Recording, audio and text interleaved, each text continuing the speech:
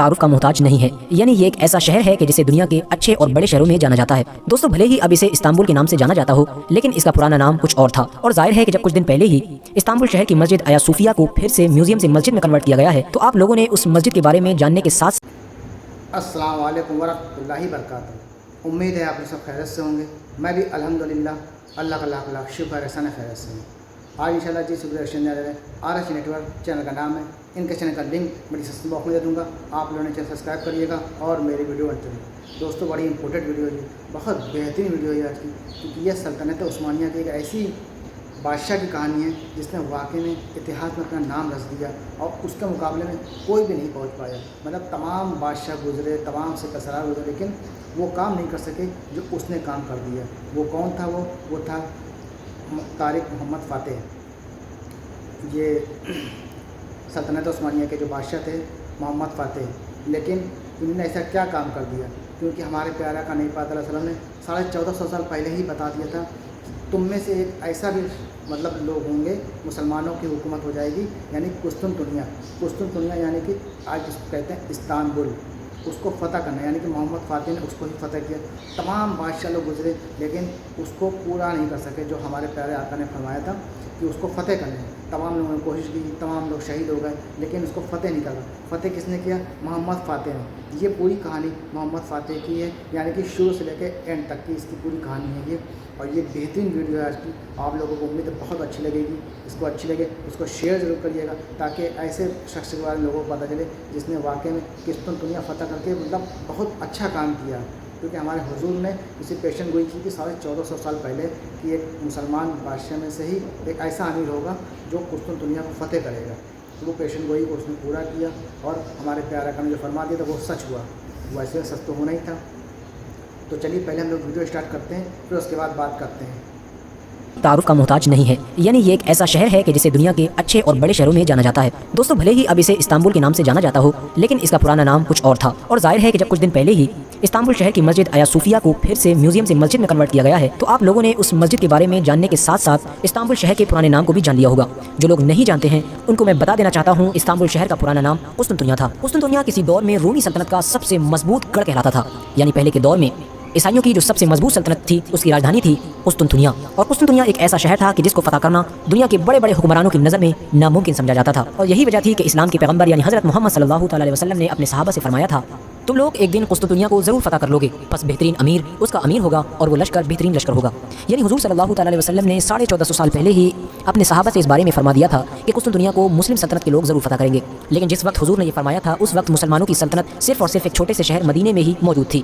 یہی وجہ تھی کہ صحابہ کو اس بات پر بڑا تعجب ہوا کہ ایک ایسی سلطنت جو ایک چھوٹے سے شہر سے ابھی باہر بھی نہیں نکل پائی ہے، اس کے لوگ کس طرح ایک ایسی سلطنت کو فتح کر پائیں گے جو سلطنت دنیا میں مضبوطی اور طاقت کے معاملے میں سب سے زیادہ مشہور ہے۔ لیکن یقیناً جو اللہ کے نبی نے فرمایا تھا وہ تو ہونا ہی تھا۔ اللہ کے نبی صلی اللہ تعالی علیہ وسلم کی اس بشارت کی وجہ سے ہی جیسے جیسے مسلم سلطنت مضبوط ہوتی جا رہی تھی، ویسے ویسے مسلمانوں کے دل میں قسطنطنیہ کو فتح کرنے کا شوق بڑھتا جا رہا تھا، کیونکہ ہر ایک مجاہد کے دل میں یہی تمنا تھی کہ کاش میں ہی وہ امیر ہوں، یعنی میں ہی وہ سپہ سالار ہوں کہ جس کے بارے میں حضور نے پیشن گوئی فرمائی ہے اور کہا ہے کہ سب سے بہترین امیر وہی ہوگا جو قسطنطنیہ یعنی جسے آج استنبول کے نام سے جانتے ہیں اسے فتح کرے گا۔ دوستو ویسے تو قسطنطنیہ کو فتح کرنے کی مسلمانوں نے کئی بار کوشش کی تھی، لیکن جو سب سے پہلی کوشش تھی وہ حضرت امیر معاویہ رضی اللہ تعالیٰ عنہ کے دور میں کی گئی تھی، اور اسی جگہ میں ہی حضور اکرم صلی اللہ تعالیٰ علیہ وسلم کے ایک جلیل القدر صحابی یعنی حضرت ایوب انصاری کی شہادت ہوئی تھی، اور یہی وجہ ہے کہ حضرت ایوب انصاری کی قبر آج بھی قسطنطنیہ میں موجود ہے۔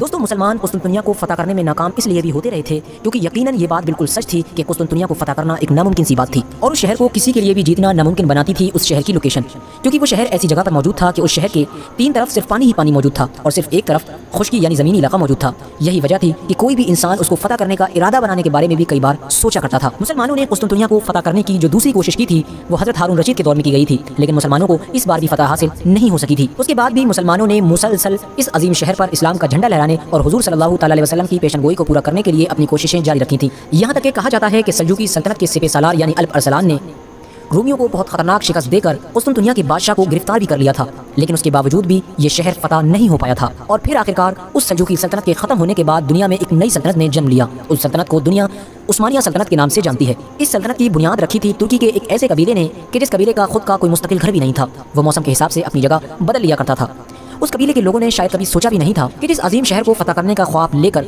बड़े बड़े सिपह सालार, बड़े बड़े जंगजू इस दुनिया से रुखसत हो गए, उस शहर को हमारे कबीले की नस्ल में पैदा होने वाला ही एक अजीम जंगजू फतह करेगा। दोस्तों, कई कबीले के सरदार का नाम अर्तुगरुल गाजी था और उसके बेटे का नाम उस्मान गाजी था। अर्तुगरुल गाजी के सबसे छोटे बेटे उस्मान गाजी ने ही सल्तनत उस्मानिया की बुनियाद रखी थी और उसके बाद यह सल्तनत दुनिया भर में धीरे धीरे फैलती चली गई और उसके बाद आखिरकार अर्तुगरुल गाजी की 7वीं या 8वीं नस्ल में एक बच्चा पैदा हुआ जिसका नाम सुल्तान महमद रखा गया था। जिस साल ये बच्चा पैदा हुआ उस साल दुनिया भर में कुछ ऐसी निशानियां ज़ाहिर हुई कि जिन निशानियों को देखकर उस दौर के बड़े आलिमों ने उस बच्चे के बाप यानी सल्तनत उस्मानिया के उस दौर के मौजूदा सुल्तान को खबरदार किया था और इस बात की ताकीद की थी कि शायद हमारे नबी ने जिस सिपह सालार की पेशनगोई की थी कि एक सिपह सालार कुस्तुनतुनिया यानी इस्तांबुल को फतह करेगा, वो शायद आपका बच्चा महमद ही होगा। इसी वजह से सुल्तान महमद के वालिद यानी सल्तनत उस्मानिया के सुल्तान मुराद सानी ने इस बच्चे की परवरिश बहुत अच्छी तरह से की थी और बहुत बड़े बड़े आलिमों की निगरानी में इस बच्चे को पढ़ाया लिखाया था। दोस्तों, वैसे तो कुस्तुनतुनिया यानी इस्तांबुल को फतह करने का ख्वाब हर उस्मानी सुल्तान ने भी देखा था, लेकिन अल्लाह ताला ने ये बेहतरीन और अजीम कामयाबी सुल्तान महमद के हिस्से में लिख दी थी। दोस्तों, जब सुल्तान महमद बहुत ही कम उम्र में अपने वालिद के इंतकाल हो जाने की वजह से सल्तनत उस्मानिया के तख्त पर बैठे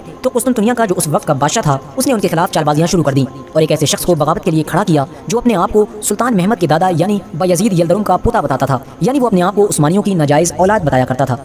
सुल्तान महमद ने इस चालबाजी का जवाब कुस्तुनतुनिया पर हमले से दिया। उन्होंने कुस्तुनतुनिया पर हमला करने से पहले कुछ ज़रूरी तैयारियां भी की। सुल्तान महमद ने एक बहुत बड़ी फोर्स तैयार की और उस फोर्स को हर तरह की ट्रेनिंग दी गई। दोस्तों, वजह यह थी कि कुस्तुनतुनिया यानी इस्तांबुल 3 तरफ से सिर्फ पानी से ही घिरा हुआ था, इसलिए सुल्तान महमद ने सबसे ज़्यादा जो फोकस किया वो अपनी नेवी सेना पर किया, यानी उनकी जो जल सेना थी जो पानी में रहती है, शिप की जो आर्मी थी उस पर सबसे ज़्यादा फोकस किया और सबसे ज़्यादा मजबूत उसी सेना को बनाया। उसके अलावा हंगरी से एक शख्स को बुलवाया गया जिसका नाम उर्बन था। ये एक ऐसा इंसान था जो उस दौर में तोपे बनाने के मामले में सबसे ज़्यादा मशहूर था। इसकी मदद से सुल्तान महमद ने बहुत अच्छी और बहुत बड़ी बड़ी तोपें बनवाई। आपको जानकर हैरानी होगी कि उर्बन खुद एक ईसाई धर्म का मानने वाला था। सुल्तान महमद ने इस शख्स की मदद से उस दौर में एक ऐसी तोप तैयार की थी जो उस दौर के लोगों के लिए हैरान करने वाली थी, क्योंकि उससे पहले लोगों ने उस तोप से बड़ी तोप नहीं देखी थी और उस तोप को नाम दिया गया था शाही तोप। उसके अलावा दोस्तों, सुल्तान महमद ने कुस्तुनतुनिया यानी इस्तांबुल शहर के बॉर्डर पर यानी जहाँ पर बासफोरस मौजूद है वहाँ पर एक किला तामीर करवाया। जब कुस्तुनतुनिया के सुल्तान की नज़र उस किले पर पड़ी तो वो फौरन सुल्तान महमद के इरादों को भाग गया और वो समझ गया था कि सुल्तान महमद का इरादा क्या है। उसने सुल्तान महमद को दौलत का लालच दिया और सुल्तान महमद के सामने ये पेशकश की कि वो उसे टैक्स देता रहेगा लेकिन सुल्तान महमद अपने इस हमले से रुक जाए। लेकिन जब सुल्तान महमद की तरफ से उसे कोई पॉजिटिव जवाब नहीं मिला तो वो और ज़्यादा घबरा गया था। कुस्तुनतुनिया के सुल्तान ने फौरन अपने आदमियों को यूरोप हुकूमतों की तरफ भेजा जहाँ पर ईसाइयों की मजबूत पकड़ हुआ करती थी ताकि वहाँ से उसको कुछ मदद मिल सके, लेकिन वहाँ से भी उसको कोई खास मदद नहीं मिल सकी, जिसकी वजह से अब कुस्तुनतुनिया के सुल्तान के लिए सारे रास्ते बंद हो चुके थे। दूसरी तरफ सुल्तान महमद ने अपनी कुछ मुखालिफ रियासतों से भी समझौता करने के बाद और उनसे छुटकारा पाने के बाद अपनी पूरी फौज के साथ कुस्तुनतुनिया की तरफ रुख किया और आखिरकार सुल्तान मोहम्मद फातेह अपनी पूरी फौज के साथ 6 अप्रैल 1953 को कुस्तुनतुनिया में दाखिल हो गए। इनकी फौज का जज्बा ईमानी बहुत ज़्यादा बुलंद था क्योंकि ये लोग ये इरादा करके निकले थे कि या तो हम कुस्तुनतुनिया को फतह करेंगे या फिर खुद हमारी कब्रें कुस्तुनतुनिया में ही बनाई जाएंगी। सुल्तान महमद ने अपनी पूरी फौज को कुछ हिस्सों में डिवाइड करके पूरे शहर को चारों तरफ से घेर लिया था और शहर के चारों तरफ बड़ी बड़ी तोपों को लगा दिया गया था। उन तोपों का दिन रात यही काम हुआ करता था कि वो तोपें कुस्तुनतुनिया के मशहूर और मजबूत उस किले पर आग के गोले बरसाया करती थीं। वहीं दूसरी तरफ कुस्तुनतुनिया की फौज ने भी अपने बचाव में कोई कसर नहीं छोड़ी थी। सुल्तान महमद के इतने खतरनाक घिराव के बावजूद भी उन लोगों ने बड़ी ही मेहनत और मशक्कत और बहादुरी के साथ उस्मानियों का मुकाबला किया।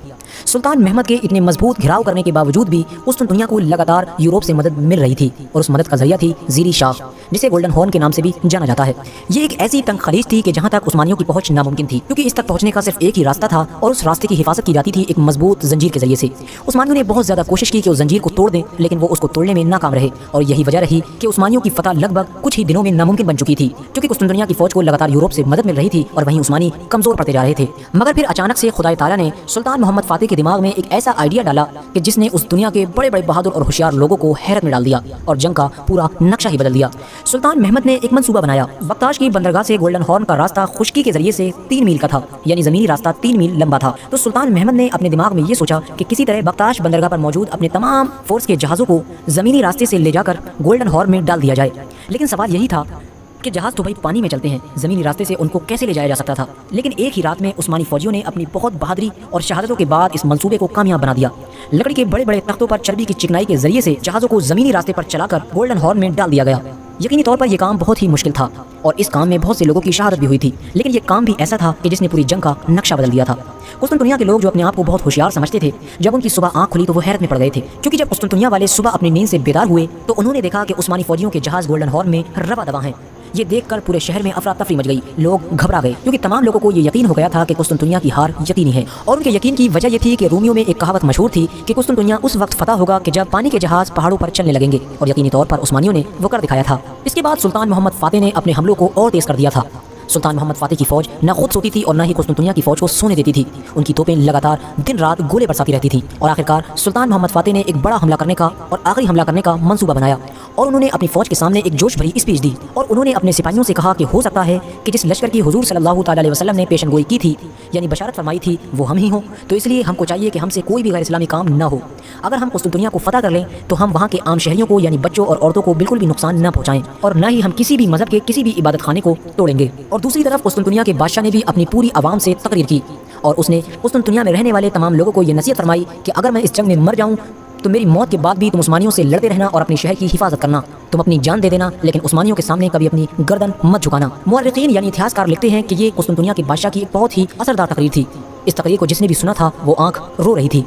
अलविदा कहने के बाद आखिरकार कुस्तुनतुनिया का बादशाह भी अपनी फ़ौज के साथ आखिरी हमले के लिए तैयार हुआ। 29 मई 1458 ये वो दिन था कि जिस दिन दोनों फ़ौजें आमने सामने इस इरादे के साथ आई थीं कि या तो फ़तह या शहादत। दोनों फ़ौजें बड़ी ज़बरदस्त तरीके से लड़ी।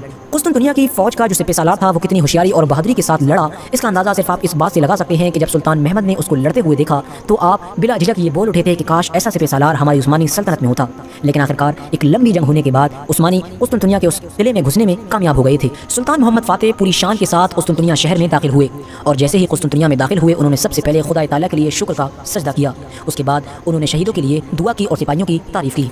और सुल्तान महमद ने अपने वादे के मुताबिक कुस्तुनतुनिया के जो आम शहरी थे यानी जो ईसाई मज़हब के लोग थे उनसे बड़ी ही नरमी के साथ सलूक किया। उन तमाम लोगों को उनकी मजहबी आज़ादी भी पूरी तरीके से दे दी गई थी और सुल्तान महमद ने इस शहर यानी कुस्तुनतुनिया का नाम बदलकर इस्लाम्बुल रख दिया था, जिसका मतलब होता है इस्लाम का शहर। लेकिन बाद में धीरे धीरे इस शहर का नाम इस्लाम्बुल से इस्तांबुल में तब्दील हो गया।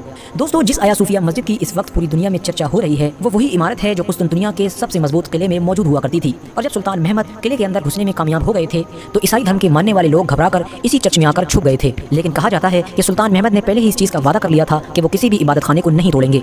बाद में उन्होंने इस खूबसूरत इमारत को ईसाइयों के जरिए से खरीद लिया था और बाद में इसे मस्जिद में तब्दील कर दिया था और उसी खरीदो फरोख्त के कागजात के जरिए से ही इस वक्त तुर्की के सुप्रीम कोर्ट ने मस्जिद के हक में फैसला सुनाया था। दोस्तों, फिलहाल ये उस्मानी सल्तनत की एक ऐसी कहानी है कि जिसे कभी भी मुसलमान नहीं भुला सकते हैं। आज की अपनी वीडियो का हम यहीं पर इख्तिताम करते हैं। तो दोस्तों, ये तमाम रिएक्शन जो हमने देखा कुस्तुनतुनिया को किस तरह से सुल्तान मोहम्मद फ़ातिह ने फ़तेह किया और हमारे नबी पाक सल्लल्लाहु अलैहि वसल्लम की जो पेशन गोई थी उसे वो पूरा किया। तमाम लोगों ने देखिए उस पर हमला किया, तमाम बादशाह गुजरे लेकिन कोई भी उसको फ़तेह नहीं कर पाया। लेकिन सुल्तान मोहम्मद फ़ातिह ने उसको फ़तेह किया और हमारे प्यारा गाने पाक सल्लल्लाहु अलैहि वसल्लम की पेशन गोई को पूरी किया। और वो लश्कर भी बहुत अच्छा था और ख़ुद बादशाह भी बहुत अच्छा था, जितने इतने मजबूत शहर को फ़तेह कर लिया और अपना नाम समझ लीजिए इतिहास के पन्नों में लिख दिया। क्योंकि सुल्तान मोहम्मद फ़ातिह का जब भी सल्तनत उस्मानिया का नाम आता है तो सुल्तान मोहम्मद फ़ातिह का नाम ज़रूर आता है, क्योंकि उसने वो शहर को फ़तेह किया जिसको कोई फ़तेह नहीं कर पाया। तमाम बादशाह गुजरे लेकिन कोई फ़तेह नहीं कर पाया। तो ये थी पूरी सुल्तान मोहम्मद फ़ातिह की कहानी, किस तरह से उन्होंने एक ऐसा कबीला जो उसका खुद का ठिकाना नहीं था कि आज यहाँ कल वहाँ, उसमें से वो बादशाह पैदा हुआ और उसने इतना बड़ा कारनामा कर दिया। तो इंशाल्लाह ने चाहा तो जितने सल्तनत उस्मानिया के बादशाह गुजरे जो भी उनकी कहानी है, स्टोरी है, मैं कोशिश करूँगा कि आप तक के ज़रूर पहुँचाऊँ। और क्योंकि मुझे भी इंटरेस्ट है सल्तनत उस्मानिया में, तो ये वीडियो आप लोगों को अच्छी लगी होगी। अच्छी लगी हो तो बस मुझे सपोर्ट करने के लिए मेरे चैनल को जितना हो सके शेयर ज़रूर करेंगे, शेयर ज़रूर करिएगा। तो चलिए फिर मिलेंगे नेक्स्ट वीडियो में, तब तक के लिए अस्सलाम वालेकुम व रहमतुल्लाहि व बरकातहू।